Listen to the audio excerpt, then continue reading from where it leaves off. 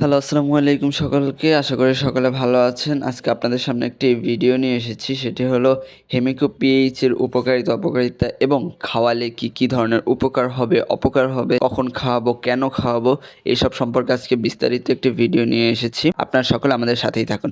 প্রতিদিনের মতো আজও সকাল সকাল উঠেছি, বাট ভিডিওটা একটু লেটে শুরু করেছিলাম, তাই আপনাদেরকে ওয়েট টাইমটা দেখিয়ে নিয়েছি। আমি প্রতিদিন রাতে খাবার এবং খাবার পানি শরীরে রাখি।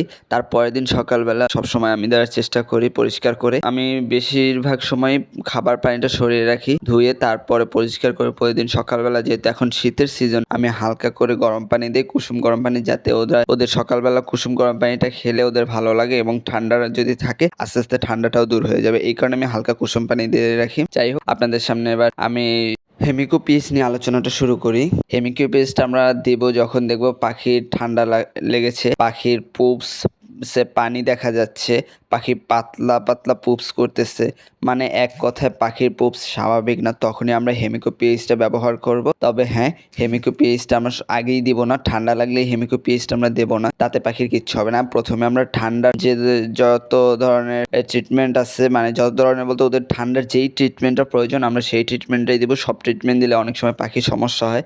সো ওই ট্রিটমেন্টগুলো দেওয়ার পরে আমরা একদম ওই ট্রিটমেন্টের কোর্সটা শেষ করার পরে আমরা এই যে হেমিকো পিএইচের কোর্সটা করাবো, 2 দিন বা 1 দিন করাবো। করলে মোটামুটি পাখি আগে থেকে সুস্থ হয়ে যাবে। এটা হলো পানি যখন পুপস আসে বা পুপস নর্মাল না, তখন আমরা বুঝবো যে ওদের কিছু একটা হয়েছে, তখন আমরা 1 দিন কি 2 দিনের জন্য হেমিকো পিএইচটা ব্যবহার করতে পারি। যদি সুস্থ হয় তো হলো, আর না হলে বুঝতে হবে যে এটা আসলে অন্য কোনো কারণে বা অন্য কিছুর কারণে হচ্ছে, সেটা আমাদেরকে বের করতে হবে। এক, পাখি অসুস্থ থাকলে, যেমন ঠান্ডা লাগলে।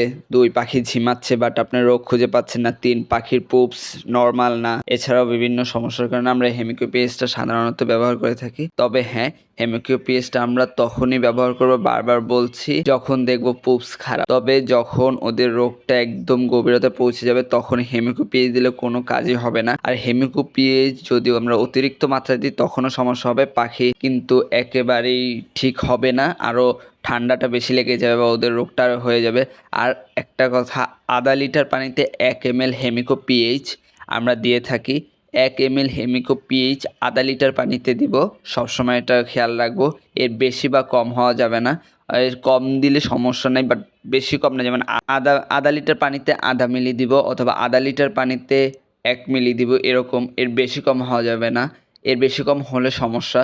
আসসালামু আলাইকুম। সবাই আমাদের ফেসবুক পেজে লাইক করে দেবেন এবং ভিডিওগুলো শেয়ার করবেন। ইউটিউবে সাবস্ক্রাইব এবং টিকটকে ফলো দিয়ে রাখবেন আমাদেরকে। আমাদের সকল আপডেট যাতে আপনাদের কাছে দেওয়ার সাথে সাথে পৌঁছে যায়। আমাদের জন্য দোয়া করবেন। সামনে কি টপিক নিয়ে আলোচনা করব সেটা আপনারা আমাদের কমেন্ট বক্সে বলে যাবেন।